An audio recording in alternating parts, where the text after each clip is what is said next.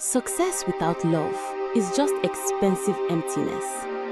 This is the heartbreaking story of Chinedu, a village boy with big dreams, who left home to chase success and forgot the one person who loved him most. From the dusty streets of Ogbomosho to the high-rise offices of Lagos, this emotional African tale will grip your heart, bring tears to your eyes, and remind you of what truly matters in life. In the dusty village of Ogbomosho, where the red earth clung to everything like desperate prayers, 15-year-old Chinedu Okofor sat under the ancient Iroko tree, sketching buildings that touched the clouds. His mother, Mama Aduni, watched him from their small compound, her heart heavy with the knowledge that comes to mothers who love too much. "Nami, come and eat," she called, her voice carrying the weight of a woman who had buried her husband and raised her son with nothing but groundnut oil and endless prayers. Chinedu looked up from his drawings, his eyes blazing with the kind of fire that burns everything it touches. At 15, he was already taller than most men in the village, his shoulders broad with the promise of strength, his mind sharp like a cutlass freshly sharpened. "Mama, I'm not hungry," he said, his voice carrying an edge that made Mama Aduni's heart skip like a stone on water. "I'm planning my future."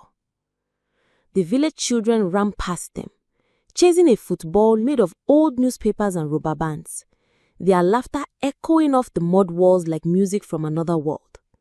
Once, Chinedu had been one of them. Once, this village had been enough.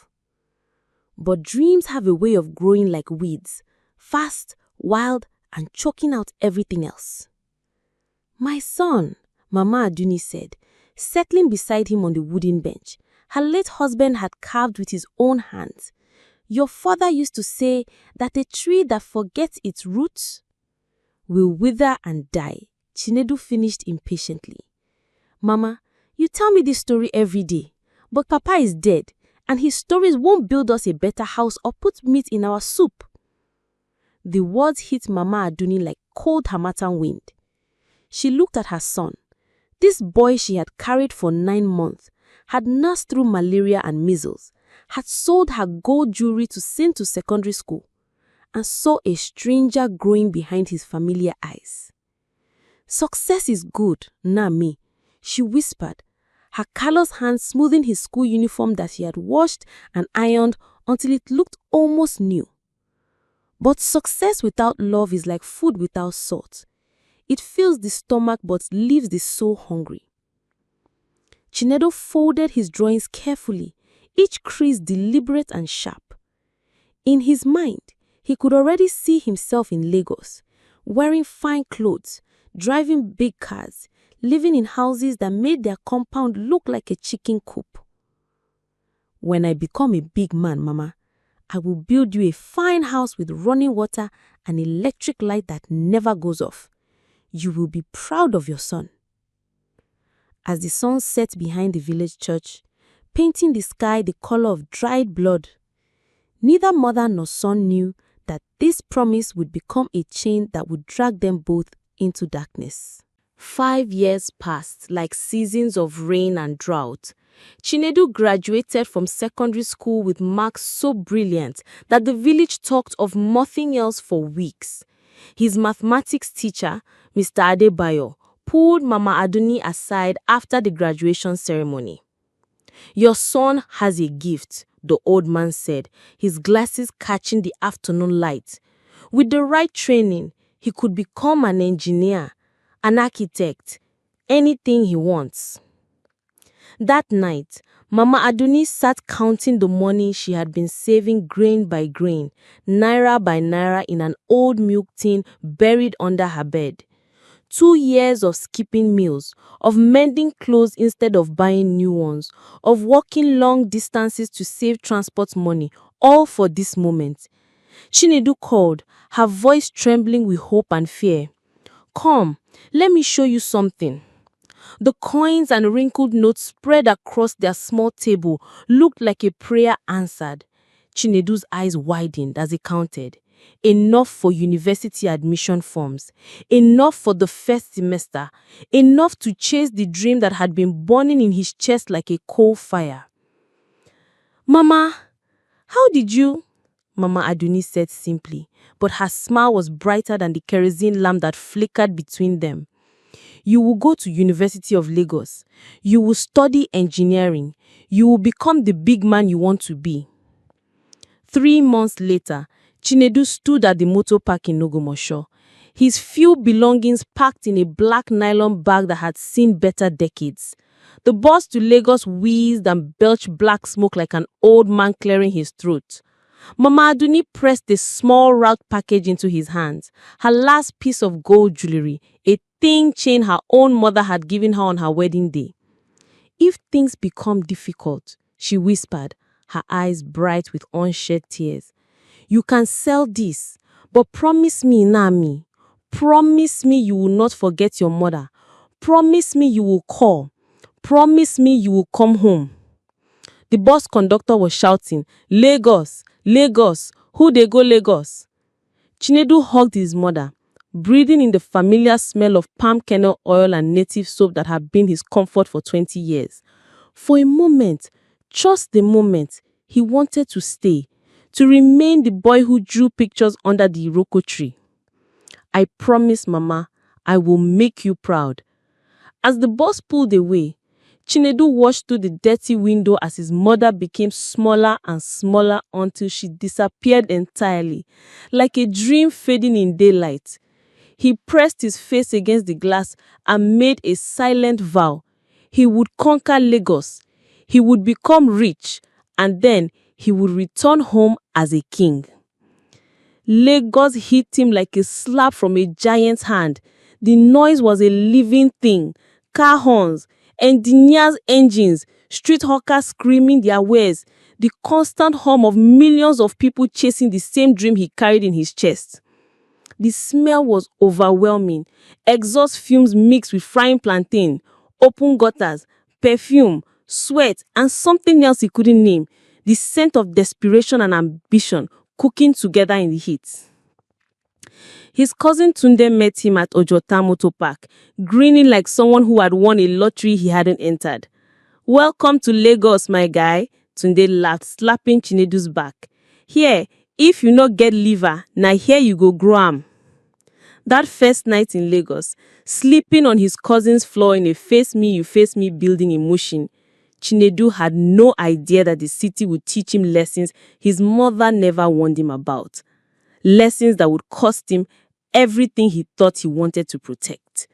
University of Lagos was a world within a world, and Chinedu threw himself into it like a man diving into deep water. He studied until his eyes burned, worked part-time jobs that paid in coins and exhaustion, and slowly, grain by grain, began building the foundation of his dreams. His first year, he called Mama Aduni every Sunday from the phone booth near his hostel. Her voice would crackle through the static like distant thunder, filled with questions about his studies, his health, his happiness. "Are you eating well, Nami? Are you warm enough? Have you made good friends?" "Yes, Mama, I'm fine. Everything is fine." But fine was becoming relative. Fine was sleeping 4 to a room. Fine was eating bread and groundnut for dinner. Fine was wearing the same 3 shirts in rotation while pretending he chose to dress simply. Second year brought opportunities. Chinedu's brilliant mind caught the attention of Professor Adeyavi, who offered him research assistant work that paid better than his previous jobs. Third year brought connections. Rich students who spoke of their father's businesses, who wore watches that cost more than Mama Adoni's annual income, who lived in worlds Chinedu had only imagined. "Guy, you are too brilliant to be managing like this," his friend Kemi told him one afternoon as they shared expensive coffee in a cafe near campus. "My father's construction company needs someone like you, smart, hungry, ready to work." The job came with a salary that made Chinedu's hands shake when he saw the offer letter. More money in 1 month than his mother saw in 6. He moved out of the crowded hostel into a small apartment in Surulere, bought his first laptop, his first good shoes, his first taste of what success feels like when it slides down your throat like honey. "Mama, I got a job," he told her that Sunday, standing in his new apartment, looking out of Lagos, spreading like concrete jungle in all directions. "Chukwumelu, God is good." Mama Aduni's joy traveled through the phone lines like electricity. "My prayers have been answered. Tell me everything, Nami." But as months passed, the Sunday calls became Sunday interruptions. Then every other Sunday. Then monthly check-ins that felt more like obligations than conversations. "Mama, I'm very busy. Can I call you back?" "Nami, I just wanted to hear your voice." "I know, Mama, but I'm in a meeting. I'll call you later." Later became next week. Next week became next month. The gap between calls grew like a crack in a wall. Small at first, then wide enough for silence to move in and make itself comfortable. Fourth year, Chinedu graduated with first class honors and a job offer from one of Lagos' biggest construction firms. The salary was more money than his entire village saw in a year. He moved to a bigger apartment in Victoria Island, bought his first car, a used Honda that felt like a Rolls Royce, and began building the life he had sketched under the Iroko tree. But success is a jealous lover. It demands everything: your time, your energy, your attention, and slowly, gradually, your soul. When Mama Aduni's letters began arriving at his new address, forwarded by his old landlord, Chinedu would glance at the familiar handwriting and set them aside. "I'll read them tonight," he would tell himself. "After this project, after this meeting, after I finish becoming the man I'm supposed to be." What Chinedu didn't know was that in those unread letters, his mother was chronicling not just village news and family updates, but the slow, steady breaking of a heart that had given everything for a dream that was becoming a nightmare. "My dear son, Chinedu, I hope this letter meets you in perfect health and divine favor." The letters came like faithful servants, month after month, year after year, written on cheap paper in Mama Aduni's careful handwriting. Each one a love song from a mother's heart to a son who had become too important to listen. Chinedu's apartment in Victoria Island now had marble floors and floor-to-ceiling windows. His wardrobe was full of suits that cost more than most people's cars. His business cards read Senior Project Manager in gold lettering that caught the light like captured sunlight. But the letters piled up in his study like accusation documents in a case he refused to face. Success in Lagos had its own smell. Leather seats in air-conditioned offices, imported cologne, the metallic scent of fresh money-counting machines. It had its own taste: expensive wine at business dinners, foreign cuisine that needed translation, the bitter aftertaste of conversations where every word was calculated for profit. And it had its own sound: the soft hum of central air conditioning, the purr of German engines, the silence of phones that only rang with opportunities worth millions. And in that silence, Mama Aduni's voice had been slowly disappearing. "Bros Chinedu," his colleague Emeka called out as they left another successful contract negotiation. "See as you don't blow, you don't forget your village people finish." They were standing outside a 5-star hotel in Ikoyi, waiting for their cars.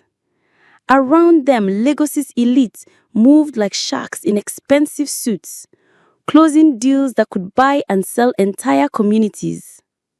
"Abeg, I never forget anybody," Chinedu replied. But even as he said it, he couldn't remember the last time he had thought about home without feeling like it was a weight around his neck. "So when last you call your mama?" Emeka asked, lighting a cigarette that cost more than a day's wages for most Nigerians. The question hit Chinedu like cold water on hot skin. When was the last time? 3 months? 6 months? The realization crept up his spine like a cold finger. "He dey alright," he mumbled, but the lie tasted like ash in his mouth. That night, alone in his apartment that was bigger than his childhood compound, Chinedu stared at the pile of unopened letters. The latest one was dated 2 weeks ago.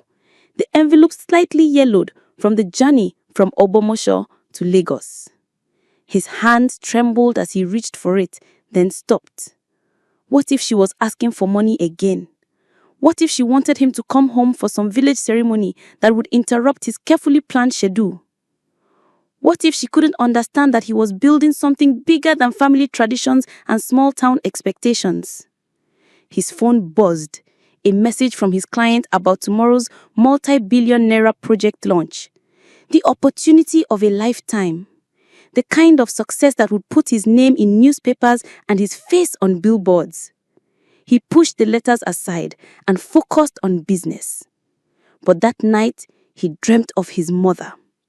In the dream, she was calling his name across a vast distance, her voice echoing like wind through empty houses.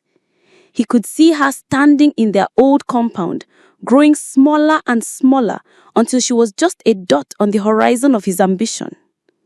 He woke up with tears on his face and the taste of regret in his mouth. The next morning brought a phone call that would shatter his carefully constructed world into 1,000 pieces. A call that would teach him that some distances can never be crossed and some silences can never be filled with apologies. If this story is gripping your heart the way it's gripping mine, please hit that subscribe button right now.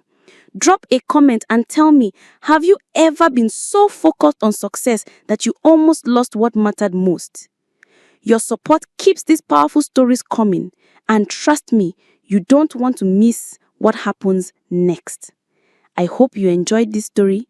Please watch the continuation of the story in our next video. She was 19, the first in her village to win a full scholarship to study medicine. But the night she told her family, tragedy struck. In one moment, her dreams vanished, replaced by the crushing responsibility of raising her siblings. Years later, something happened that no one in the village could believe. 19-year-old Amara Osei was different from other girls in her village, and everyone knew it. While her age mates gossiped about boys and planned traditional marriages, she spent her evenings by candlelight, devouring every medical book she could find. Her fingers, stained with ink from countless notes, moved across worn pages like a pianist, playing silent melodies of knowledge. "Amara, why do you waste candles reading those books?" her mother, Amma, would often ask. No man wants a wife who knows more about bones than cooking. But Amara's father, Kwaku, would defend her. "Let the girl dream, Amma. Intelligence is a gift from God." This morning, like every morning for the past 3 years, Amara rose before dawn to study. Her small wooden desk, built by her father's own hands, was covered with medical journals borrowed from the traveling clinic. She whispered the names of bones and organs like prayers: femur, tibia, sternum, liver, pancreas. "Sister!" 8-year-old Kofi burst into her room, his school uniform already wrinkled from playing. "Mama says come eat." Amara smiled at her youngest brother. Kofi was brilliant, solving math problems in his head faster than most adults. 12-year-old Akosua had inherited her mother's gift for storytelling, often entertaining the whole village with her tales. And Kwame, 10 years old, could fix anything with his hands, just like Papa. They were her world, this family. But deep in her heart, Amara carried a dream bigger than their small house, bigger than their village, bigger than anything she had ever dared speak aloud. She wanted to heal people, to understand the mysteries of the human body, to be the doctor her village had never had. As she closed her medical book and prepared for another day of helping her mother with chores, selling mangoes at the Saturday market, and dreaming of impossible things, Amara had no idea that today would bring news that would change everything. The postman's bicycle's bell rang through the morning air, but she barely noticed. She was too busy practicing how to pronounce stethoscope correctly. The sound of tearing paper echoed through the small mud brick house like thunder before rain. Amara's hands trembled as she held the acceptance letter from the University of Cape Town. The government scholarship would cover everything: tuition, books, even a small living allowance. At 19, she was the first person in her village to receive such an honor. The paper felt warm between her fingers like hope itself. "Sister, what's that?"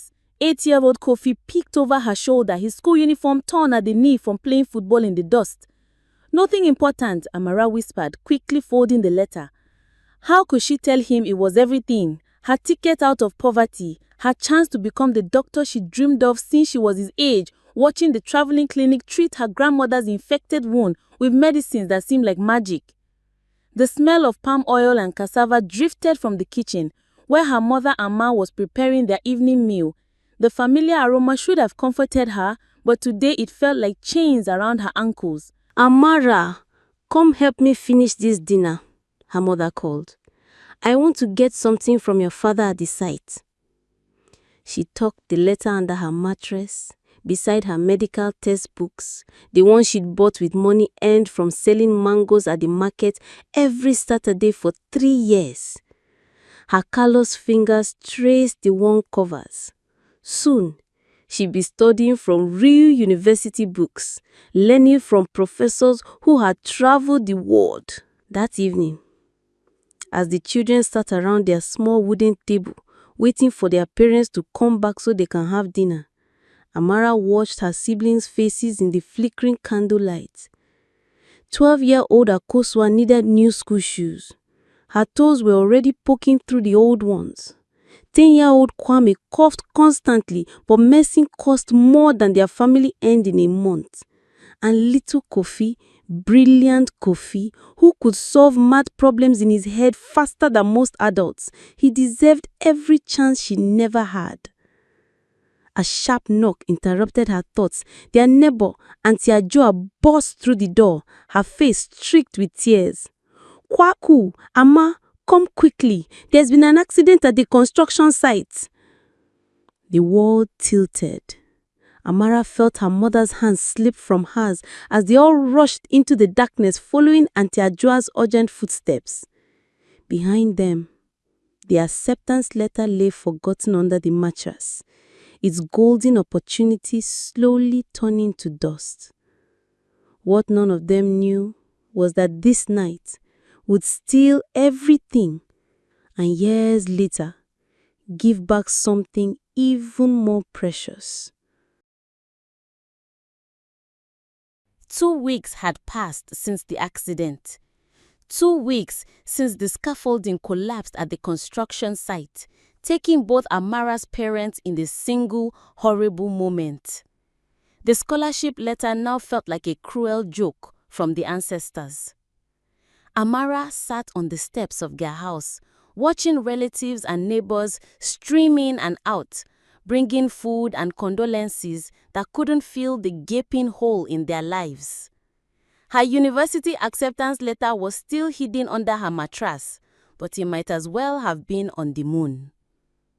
"Sister, I'm hungry," Kofi whispered, tugging at her black funeral dress. She looked down at his small face, then at Akosua, who was trying to comfort crying maybe Kwame. At 19, she was now the oldest, the responsible one, the one who had to choose between her dreams and her family's survival. Uncle Ya, her father's brother, approached with heavy steps. His bare breath made her stomach turn as he leaned close. "Amara, you know I cannot take 4 children," he said, not bothering to lower his voice. "But I can take the boys. They can work on my farm. The girls, maybe Auntie Grace in Accra can use Akosua as a house girl." "No," the word escaped her lips before she could think. "We stay together." Uncle Ya laughed bitterly. "Child, dreams don't put food in bellies. You think you can care for 3 children with what? Your school certificates?" That night, after everyone had left, Amara pulled out the university letter. The deadline to accept was in 3 days. She could almost taste the freedom. Lecture halls instead of market stalls, medical journals instead of recipe books, a future where her mind could soar instead of being caged by circumstances. But as she looked at her sleeping siblings, curled together on the mat they now shared, she knew the truth. Some cages were made of love. The next morning, she walked to the post office and sent her reply to the university. I regretfully declined this opportunity. If this story is touching your heart, hit that subscribe button because what happens next will show you the true meaning of sacrifice and hope. 3 months later, Amara had found work at the local clinic as a cleaner. It wasn't medicine, but at least she could smell the antiseptic, hear the medical terms, pretend she belonged in that world of healing. The pay was small, but combined with her weekend market earnings, it was enough to keep her family together. She would wake up at 4 a.m., prepare breakfast, get the children ready for school, walk them there, work all day, walk them home, help with homework, cook dinner, and collapse into bed only to repeat it all again. Her medical textbooks gathered dust, but they were together, and for now, that had to be enough. Little did she know, the ancestors were already weaving a different pattern for her life. 5 years felt like 50 when measured in sacrificed dreams. Amara wiped the sweat from her forehead as she finished mopping the clinic floors. At 24, she had become the efficient guardian her siblings needed. But sometimes she caught her reflection in the medical cabinet glass and didn't recognize the tired woman staring back. "Amara," Dr. Mensah called from his office. "Can you bring me the supply inventory?" She hurried to his office, notepad in hand. Dr. Mensah was reviewing patient charts, his brow furrowed with concentration. This was her favorite part of the day, being close enough to glimpse the medical world she'd abandoned. "You know," Dr. Mensah said without looking up, "Mrs. Asante mentioned you correctly identified her grandson's symptoms as malaria before I even examined him." Amara's cheeks burned. "I'm sorry, doctor. I didn't mean to overstep." "Overstep?" He finally looked at her, his kind eyes curious. "Amara, how did you know?" She shifted uncomfortably. I read sometimes, medical books, old ones." "Show me." Her hands trembled as she pulled out the worn medical textbook she always carried, a habit from her dreams of university. Dr. Mensah's eyes widened as he flipped through pages covered in her neat handwriting, detailed notes in the margins, highlighted passages. "My God, child, where did you learn all this?" Before she could answer, the clinic door burst open. Akosua rushed in, her school uniform stained with tears and dust. "Sister, come quickly, it's coffee." The world tilted again. Amara's heart hammered as she followed Akosua into the dusty street. A crowd had gathered around the school football field where 13-year-old Kofi lay motionless, his leg twisted at an unnatural angle. "He fell from the mango tree," someone explained. "The bone, I think it's broken." Amara knelt beside her brother, her hands automatically checking his pulse, examining the injury. Everything she had secretly studied came flooding back. The signs of shock, the proper way to stabilize a fracture, and the urgency of getting him proper care. "We need to get into the hospital in the city. Now," she said firmly. "But, sister," Akosua whispered, "the transport costs." Amara felt the weight of her family's survival crushing down on her shoulders. The hospital would cost more money than they had. Money she had been saving for Kwame's high school fees. Money they needed for food, for rent, for the 1,000 small emergencies that kept coming. Dr. Mensah appeared beside them, his medical bag in hand. He examined Kofi quickly, then looked directly at Amara. "You are right. He needs surgery. I can arrange transport, but..." He paused, studying her face. "Amara, I want to talk to you after we handle this." The hospital waiting room smelled like disinfectant and desperation. Amara sat with her hands folded, watching doctors in white coats stride purposefully down the corridors. Once, that could have been her. Kofi's surgery had been successful. The doctor said he'd walk normally again, but the bill made Amara's stomach clench. 3 months of her salary gone in one night. She'd have to pick up extra cleaning jobs, maybe sell her mother's jewelry. the last precious connection to her parents. Amara, Dr. Mensah appeared in the doorway. May I speak with you? They walked to the hospital's small garden, where frangipani flowers released their sweet perfume into the evening air. Dr. Mensah was quiet for a long moment, then turned to face her. I've been thinking about what happened today, how you handled Kofi's injury, your knowledge from those medical books. Amara, you have a gift. She shook her head. Dr. Mensah, I'm just a cleaner who reads too much. No, his voice was firm. You're a healer who's been forced to clean floors. There's a difference. He pulled out an envelope, thick and official looking. There's a medical scholarship program sponsored by an international foundation. They're looking for candidates with practical experience and proven dedication. I've already written your recommendation letter. Amara's hands shook as she took the envelope. Inside was an application for a full medical degree program, tuition, living expenses, even family support included. But my siblings, the scholarship includes a monthly stipend for family care, enough for them to stay in good schools, have proper housing, medical care. Amara, this is your chance. Her heart soared for exactly 3 seconds before reality crashed back down. Dr. Mensah, I appreciate this, but I can't. Who would watch them? Who would make sure Kofi does his physical therapy? That Akosua stays focused on her studies instead of running around with boys? That Kwame takes his asthma medicine? Your siblings are not babies anymore. Akosua is 17, Kwame is 15. They're capable of more than you think. You don't understand. The words burst out of her like water through a broken dam. I promised my parents I'd keep this family together. I've sacrificed everything for them. My education, my dreams, my chance at love, everything. I cannot abandon them now. Dr. Mensah was quiet for a long moment. When he spoke, his voice was gentle but direct. Amara, answer me honestly. If you continue as you are now, what happens in 10 years, 20 years? Will your siblings thank you for making them dependent on your sacrifice? Or will they carry the guilt of your buried dreams for the rest of their lives? The question hit her like a physical blow.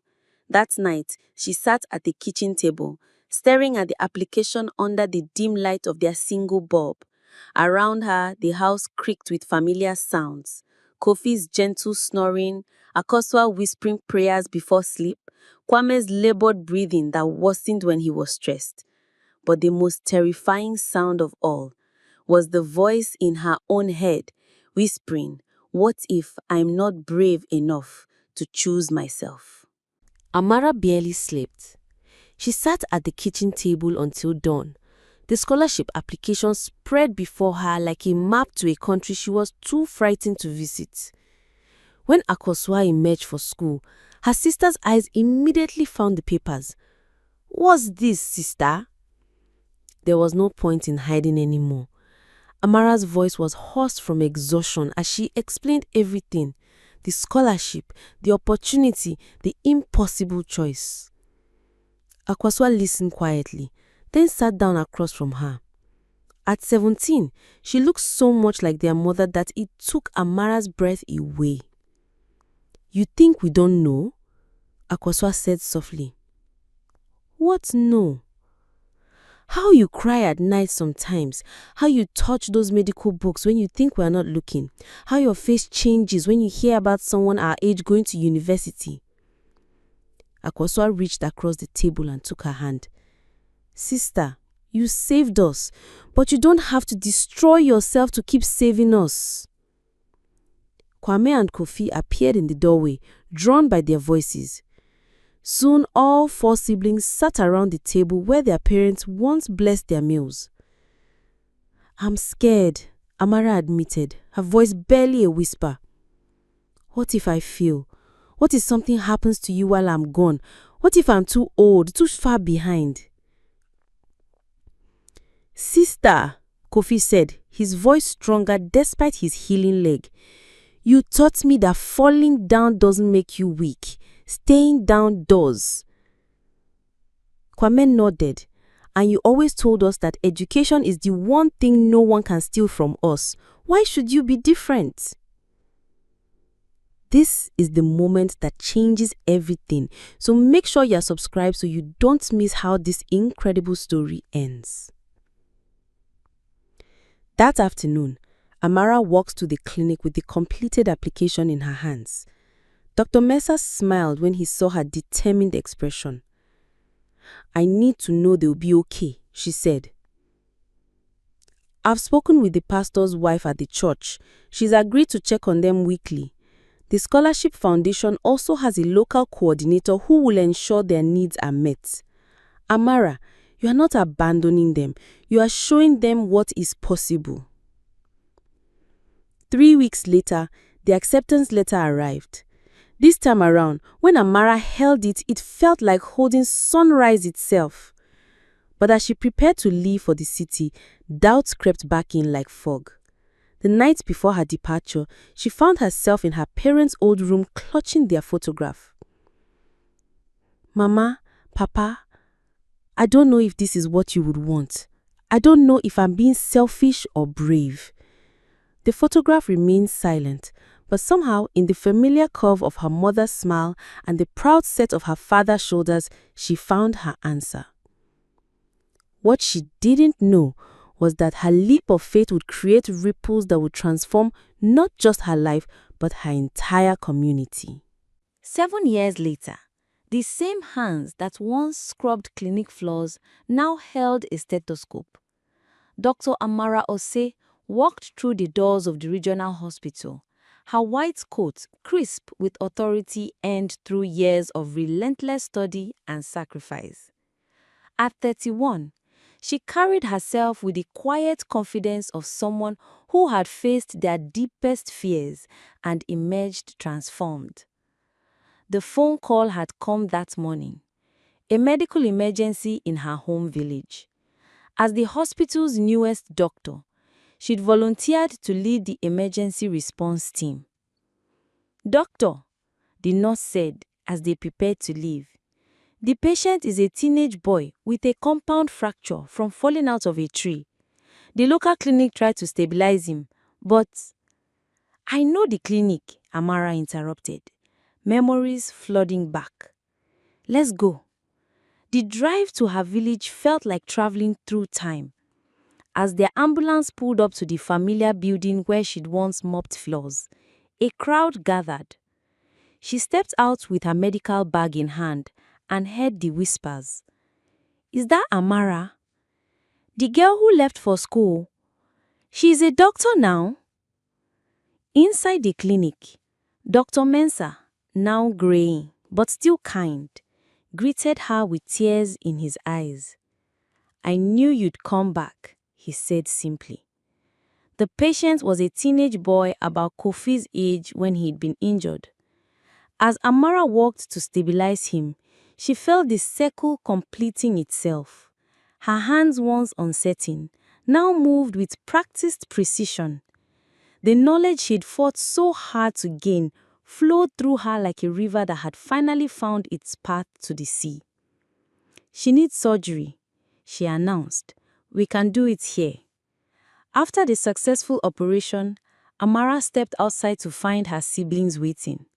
Akosua, now 24 and a teacher herself, stood beside Kwame, who wore the uniform of a police officer. Kofi, 20, was in his final year of engineering school. His own scholarship earned through the foundation that had first supported their family. Sister, Akosua said, her voice thick with emotion, we're so proud of you. You saved that boy, Kwame added, just like you saved us. But Kofi, always the philosopher, said what they were all thinking. You didn't just become a doctor, sister. You showed us all what was possible. That evening, the village gathered for an impromptu celebration. As Amara looked around at the faces of people she'd grown up with, she realized something profound. Her sacrifice had been real, but so was her reward. By choosing herself, she hadn't lost her family. She had given them the greatest gift possible: the courage to dream their own dreams. As the festivities wound down, Dr. Mensah approached her with a proposal that would bring her story full circle. "The clinic needs a permanent doctor," he said. "Someone who understands this community. Someone who knows that medicine is about more than treating symptoms. It's about healing communities."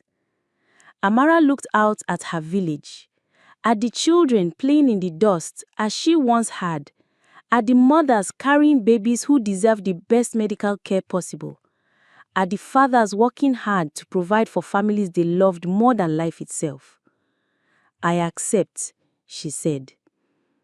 6 months later, Dr. Amara Osei opened the doors of the new Osei Family Medical Center, funded by the international foundation that once gave her a scholarship. On the wall of her office hung 2 photographs: one of her parents, smiling with pride, and another of 4 siblings, arms around each other, proving that sometimes the greatest courage is learning to choose yourself so you can better serve others. In African culture, we say it takes a village to raise a child. Amara learned that sometimes it takes one person's courage to raise a village. What dreams are you carrying?